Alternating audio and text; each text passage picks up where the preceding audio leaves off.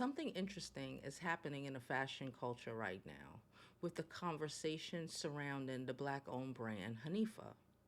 A lot of people are acting extremely emotionally. But underneath the reactions, there's a bigger conversation being had about business, community expectations, and honestly, it reveals something deeper about what we think about black businesses and success. Hanifa, if you don't know, is a well known black owned brand. Hanifa recently had to pause everything. Okay, they were having back order problems, shipping issues, a lot of issues that were going on while the founder was on maternity leave.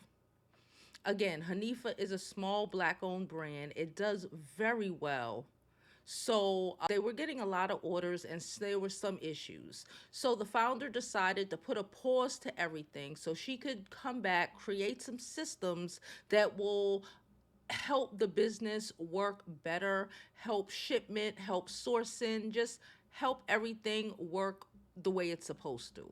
And then the online conversations exploded. And honestly, this isn't really just about Hanifa. Think about what happened with Telfar. Think about the expectations people have for black owned brands. You make one mistake and everybody wants to drag you to the pits of hell with them. We all know it doesn't seem like black people, black brands, black employees are allowed to make any sort of mistakes. I was recently reading this Essence article about the whole situation with Anifa. One point that Essence magazine made really stood out to me, okay? They said that when brands like Hanifa succeed, they don't just represent a business, they represent community pride, cultural investment, and symbolism, which is true. The pressure of being a great black owned brand, being a great black owned creator. We've spoke about this during the week, and I told y'all all week about how I am now attempting to put systems in, right? Put systems and scheduling in to be able to work through things because we're taught very early to just push, and keep pushing. But sometimes we need to take a minute, stand back, and realize that we might need some guidance, some structure on how to get to the next level. And this is where I believe Hanifa and other brands are at.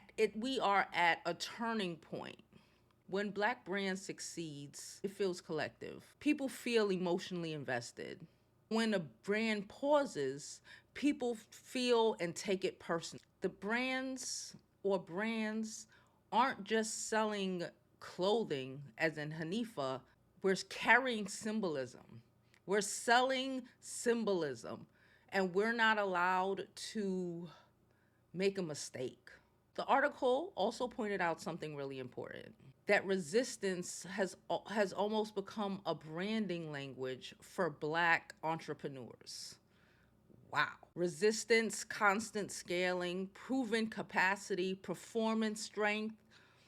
These are the type of lines we use to keep pushing and keep going and keep until our brands and everything we think of are like crashing down, trying to keep up with the Joneses or trying to keep up to what is expected of us from the people who buy our brands, for the people who buy into our brands. I told y'all before, resilience is inspiring, okay? But resilience without rest is just survival mode. I've been in survival mode for a very long time. And now the internet has lost their minds. So many people are coming at this girl and this brand. People love their brand. Now I don't personally have anything from the brand. I was looking at a cute jumpsuit, okay? But I'm going to wait until they're back in business and she has her things set up. She has her procedures set up. But if you shop at Walmart, this is not the conversation for you, okay? And I've been seeing a lot of YouTubers who create content like, no shade, all tea, who make videos about shopping at Target and Walmart, putting themselves in this conversation and telling the world and all of their followers, okay, how disappointed they are in a brand that they haven't even purchased or they would never purchase because it's too expensive. That, like, let's be for real. We don't have to crab in a barrel every freaking thing the minute that a brand shows their humanity. The internet accelerates success. We know that. But it also accelerates expectations. And sometimes we have to acknowledge that we are human and we're not just never-ending machines.